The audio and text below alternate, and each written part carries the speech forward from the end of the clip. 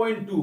देखो इसका first question जो है वो सिर्फ पूछ रहा है आपसे, मल्टीपल चॉइस है, 3 चॉइस दे रखी है। क्या कह रहा है कि which one of the following option is true and why, मतलब निम्नलिखित में से कौन सा विकल्प सही है और क्यों।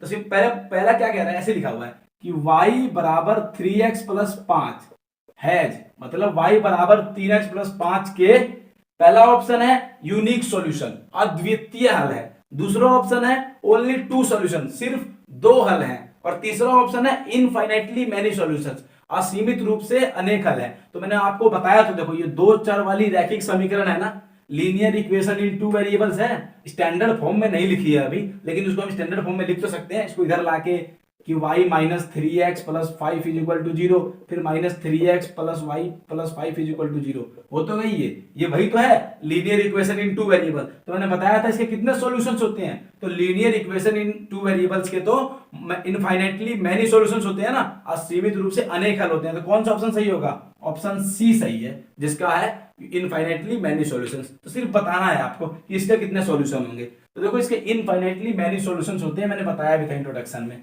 तो वही है, वही पूछा है। क्वेश्चन नंबर सेकंड में क्या कह रहा है कि right 4 solutions for each of the following equations, मतलब जितनी भी इक्वेशंस है ना इनमें उनके 4 सॉल्यूशंस लिखने हैं। देखो ये तो पता है कि बहुत सारे हल होते हैं, तो इसलिए कह रहा है कि सिर्फ 4 लिखो कोई से भी। तो याद रखना, जो आप आंसर निकालोगे और जो बुक में आंसर दिया होगा वो वेरी कर सकता है, अलग अलग हो सकता है। क्यों, क्योंकि इसके तो इनफाइनाइटली मैनी सॉल्यूशंस है ना, तो आपका कुछ आ सकता है, बुक वाले ने कुछ और निकाला हो, इसलिए ज्यादा टेंशन मत लेना अगर मान लो आपका आंसर ना मिले पीछे से, जब सॉल्यूशन निकाल रहे हो तब इस क्वेश्चन में। क्यों, क्योंकि ये भी इसके इनफाइनाइटली मैनी सॉल्यूशंस है, x की कोई वैल्यू मानो y की दूसरी वैल्यू आई जाएगी। अब सॉल्यूशन निकलते कैसे हैं, 4 बोले हैं 4 निकालते हैं, 4 कैसे निकलेंगे। तो सिंपल सी बात समझना, सॉल्यूशन का मतलब ये है कि x की वैल्यू हम 1 मानेंगे, कोई भी वैल्यू मानेंगे x की और पुट करेंगे इसमें, तो जो y की वैल्यू निकल के आएगी तो फिर x और y की वैल्यू इकट्ठी लिख देंगे, वो सॉल्यूशन है। देखो कैसे, सबसे पहले आप लिखोगे if x is equal to 0, 0 भी मान सकते हैं कोई दिक्कत नहीं है। यदि x बराबर 0 है, तो यदि x बराबर 0 है तो एक बात बताओ y की वैल्यू क्या आएगी, तो इस 2 गुना x की जगह तो 0 लिख देंगे, जमा y बराबर 7, ये हो गया पूरा 0, तो y की वैल्यू क्या आई 7। तो अब देखो x की वैल्यू 0, y की वैल्यू 7 आ गई, तो जब दोनों की वैल्यू आ जाएगी ना, अब दोनों को ऐसे कोमा में लिख देंगे ब्रैकेट में, x की वैल्यू पहले y की वैल्यू बाद में, ये एक सॉल्यूशन हो गया। सॉल्यूशन लिखने का यही तरीका है, क्या कि ब्रैकेट के अंदर पहले x वाली वैल्यू फिर y वाली वैल्यू, जैसे थर्ड चैप्टर में कोऑर्डिनेट्स लिखे थे ना, x की वैल्यू y वैल्यू, बिल्कुल वही है, जैसे कोऑर्डिनेट्स लिखते हैं, जैसे निर्देशांक लिखते हैं, वैसे ही लिख देंगे आपको। ये एक सॉल्यूशन हो गया, ठीक। उसके बाद दूसरा सॉल्यूशन देखिए आप, फिर दोबारा वही लिखेंगे कि if x is equal to 1, यदि x बराबर 1 है, यदि x की वैल्यू 1 है तो क्या करेंगे, यहां पर 1 भर देंगे x की जगह, 2 गुना 1 जमा y बराबर 7, ये हो गया 2, तो y की वैल्यू निकलेगी 7 में से 2 घट जाएगा, y की वैल्यू आ गई 5। तो दूसरा सॉल्यूशन क्या आया, 1 और 5, बस ऐसे लिखना ही तो है आपको। x की वैल्यू कुछ भी मानो, y की वैल्यू कुछ ना कुछ तो आएगी। अब मान लो मैं मानता हूं if x is equal to 2, यदि x बराबर 2 है तो क्या हो जाएगा, 2 गुना यहां पर आ जाएगा 2 जमा y बराबर 7, तो 2 दूनी 4 होगा, तो y की वैल्यू क्या आएगी, 7 में से 4 घट के y की वैल्यू आई 3, तो 2 3 हो गया इसका तीसरा सॉल्यूशन। ऐसे ही चौथा निकालना है, तो जरूरी नहीं है प्लस वाले मानो, माइनस वाले मान सकते हो, कोई भी मान सकते हो, उसमें कोई दिक्कत नहीं है। तो x बराबर मान लो मैं माइनस का 1 मान लेता हूं, तो आप y की वैल्यू क्या आएगी, तो 2 गुना -1 जमा y बराबर 7, ये आया -2 जमा y बराबर 7, y की वैल्यू 7 जमा 2 हो जाएगा इधर आके, तो y बराबर 9 आया। तो क्या आया आपका ये -1 और 7, तो आपके आगे चारों सॉल्यूशन। तो आप लास्ट में लिख सकते हो कि 4 सॉल्यूशंस, 4 हल। तो 4 हल कौन कौन से हैं, तो पहला हल आपने निकाला 0 7, दूसरा हल आपने निकाला 1 5, तीसरा हल निकाला आपने 2 3, और चौथा हल निकाला आपने -1 7। अब देखो इसके सॉल्यूशन तो बहुत सारे हैं, 4 निकालने थे 4 निकाल दिए, आपके 4 अलग हो सकते हैं, आपके दोस्त के 4 अलग हो सकते हैं, या फिर बुक वाले ने जो निकाले हैं वो अलग हो सकते हैं। तो ये सॉल्यूशन जो है ना ये वेरी कर सकते हैं, कोई दिक्कत नहीं है इसमें। इसका सेकंड पार्ट देखिए क्या है, पाई एक्स प्लस वाई बराबर 9, तो कैसे निकालेंगे इसका सॉल्यूशन, सेम तरीका, एक x की वैल्यू मानेंगे, दूसरी y की आएगी, हमें टेंशन नहीं लेनी, हमें x की वैल्यू 1 माननी है और y की दूसरी वैल्यू आ जाएगी। सिंपल है एकदम सॉल्यूशन निकालना। तो मानो if x is equal to 0, अगर x 0 है, यदि x बराबर 0 है तो y की वैल्यू क्या आएगी? तो पाई गुणा 0, x की जगह 0 रख दिया, जमा y बराबर 9, ये तो हो गया 0, y बराबर क्या आ गया 9। सिंपल। तो सॉल्यूशन क्या आया 0 9। x y की वैल्यू लिखनी है सिर्फ हमें। ऐसी मान लो if x is equal to 1, यदि x बराबर आ गया 1, हमने माना x बराबर 1, तो y क्या आएगा? तो पाई गुणा 1, सिंपल x की जगह 1 लिख देंगे, जमा y बराबर 9, तो ये तो आया 1 पाई। तो y बराबर क्या आया 9 माइनस पाई, ये पाई इधर आके घट जाएगा, ये सोल्व नहीं हो सकता, तो क्या करेंगे आप? सॉल्यूशन आएगा आपका 1 और 9 माइनस पाई, दूसरा सॉल्यूशन ये हो गया। ऐसे तीसरा निकाल देंगे इफ। अब देखो ऐसा जरूरी नहीं कि आप पहले x वाला मानो और फिर y वाला निकालो, आप पहले y वाला मान के भी x वाला निकाल सकते हो, कोई दिक्कत नहीं है। मान लो मैं मान लेता हूं y बराबर 0, अगर मैं y को 0 मान लूं तो कोई बात नहीं, अब मैंने y मान लिया ना, तो अब x की वैल्यू निकाल देना, बात वही है।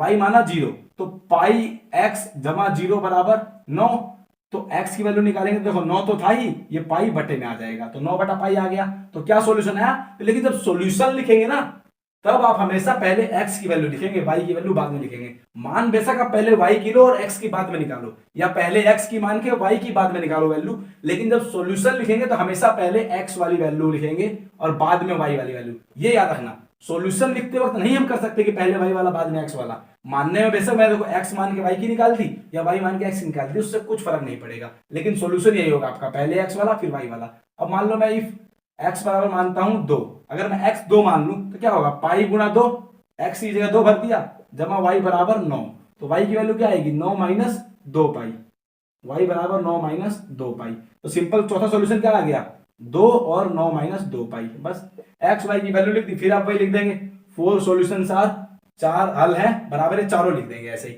इसका जो थर्ड पार्ट है ना, वो भी आप ऐसे ही कर देंगे, x बराबर 4y दिया हुआ है, तो आप क्या करेंगे? जरूरत नहीं इसको ऐसे लाने की, ऐसे नॉर्मल आप x ना मान के इस बार y मान लो। देखो क्यों, जरूरी नहीं है कि x मानो या y मानो, आप कुछ भी मान लो, लेकिन मैं कह रहा हूं कि अगर आप y मानोगे सिंपल, तो y 1 मानोगे x की 4 आएगी, y 2 मानोगे x की 8 आएगी, सिर्फ गुना होती रहेगी, वरना कोई दिक्कत नहीं। अगर आप x की 1 मान लोगे तो y की क्या आएगी 1/4 आ जाएगी, उसमें कोई दिक्कत नहीं है, मान आप कुछ भी सकते हो, लेकिन कोशिश करते हैं कि सिंपल वैल्यूज निकालने। तो अगर y 1 मानता हूं तो 4 एकम 4, y 2 मानता हूं 4 दूनी 8, तो 1 4 2 8 ऐसे सॉल्यूशन आ जाएंगे। जो भी आपके मन करे 4 निकाल दो आप, कोई भी वैल्यू मान के।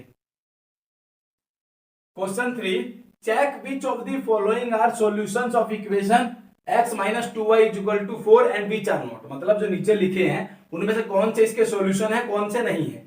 जांच कीजिए कि निम्नलिखित में से कौन समीकरण x माइनस 2y बराबर 4 का हल है और कौन नहीं है। अभी वहां बताइए, अभी हमने निकाला सॉल्यूशन का मतलब क्या होता है कि वो x y की वैल्यू होती है, अभी निकाला ना ऊपर वाले क्वेश्चन में, सेकंड वाले क्वेश्चन में क्या कि अगर हमें सॉल्यूशन निकालना है, इसका मतलब ये है कि x और y की दो वैल्यू निकाल दो आप, है ना, एक एक वैल्यू x y की, वो सॉल्यूशन होती है। तो अगर ये सॉल्यूशन है तो ये x y की वैल्यू है, तो अगर ये x y की वैल्यू है तो इसमें भरने पर दोबारा बराबर आएगा ना। अब समझो, अगर ये x की वैल्यू है, ये y की वैल्यू है, तो इसका मतलब इन दोनों को दोबारा भर के जोड़ने पर 4 के बराबर आना चाहिए। सिंपल सी बात ये है कि आप ये x की वैल्यू है, ये y की वैल्यू है, x की वैल्यू 0, y की वैल्यू 2 भर के देखो इस समीकरण में, अगर इस इक्वेशन की वैल्यू भरने पर लेफ्ट और राइट में बराबर आती है तो इसका मतलब ये इसका सॉल्यूशन है, वरना इसका सॉल्यूशन नहीं है। आपने जो ऊपर सॉल्यूशन निकाले ना पिछले क्वेश्चन में, अब बेशक उनकी वैल्यू पुट करके देख लेना इक्वेशन में, हमेशा लेफ्ट राइट बराबर आते हैं। तो कैसे चेक होता है कि सॉल्यूशन है या नहीं है? आप सिंपल क्या करेंगे,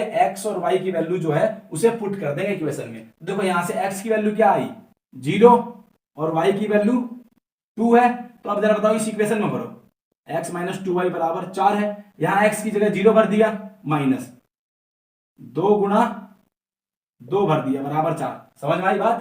x की जगह 0 और y की जगह 2 भर रहे हैं इस इक्वेशन में, ये x है 0, 2 ऐसे कैसे, y की जगह 2 भर दिया। देखो अब 0 में से घटाएंगे 4 बराबर 4, ये आया माइनस 4, ये आया 4, क्या ये बराबर आए? तो बराबर तो नहीं है ना, ये माइनस का है, ये प्लस का है, तो आप लिख देंगे left hand side is not equal to right hand side. तो अगर ये लाइट बराबर नहीं है, इसका मतलब क्या है कि 0 and 2 is not a solution of, क्या is not a solution of किसका, x minus 2y is equal to 4।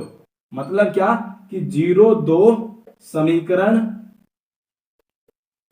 x minus 2y बराबर 4 का हल नहीं है। हल नहीं है, अगर बराबर आएगा तभी हल होगा, वरना हल नहीं है। इसका और पार्ट करते हैं कोई, सभी में ऐसी वैल्यू पुट करनी है। अगले में लिखा है 2 0, तो 2 0 मतलब क्या है कि x की जगह 2 और y की जगह 0 भर के देख लेंगे। ऐसे ही थर्ड पार्ट कर देता हूं मैं, कर लेंगे आप। अगले में 2 0 लिखा है तो x की जगह 2 और y की जगह 0 पुट करके देखना बराबर आता है या नहीं। अगले में लिखा है आपका थर्ड में 4 0, लो 4 0। अब क्या करेंगे, x बराबर 4 y बराबर 0, समीकरण लिखो x माइनस 2y बराबर 4।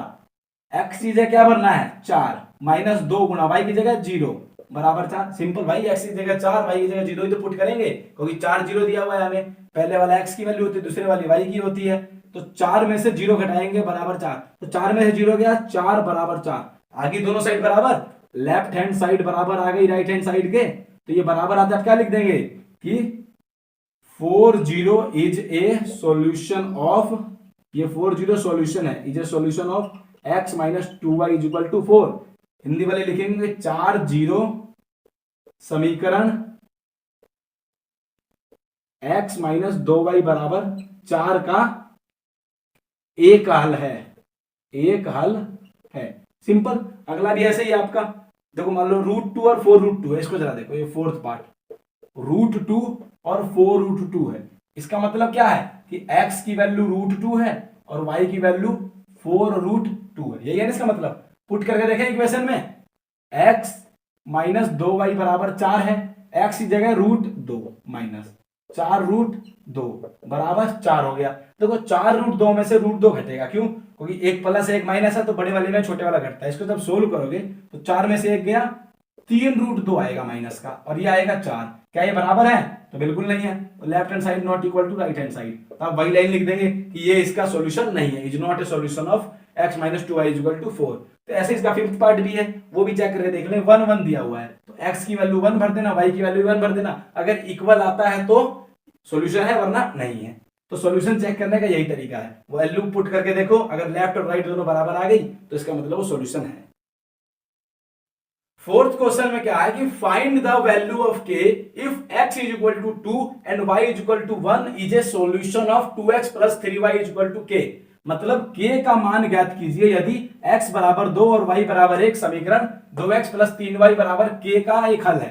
तो अभी आपको बताया हमने कि अगर ये सॉल्यूशन होगा तो इसका मतलब लेफ्ट और राइट साइड बराबर होगी। अब चेक कैसे किया कि सॉल्यूशन है या नहीं है, ऐसे ही तो वैल्यू जो होती है एक्स वाई की वो पुट करने पर लेफ्ट और राइट बराबर होती है जब सॉल्यूशन होता है। तो इसने बोल दिया सॉल्यूशन है, हल है।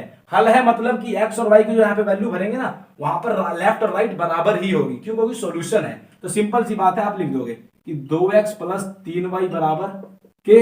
अब देखो x की वैल्यू क्या है 2, y की वैल्यू 1, इज ए सॉल्यूशन, एक हल है ना, ये इज ए सॉल्यूशन, एक हल है।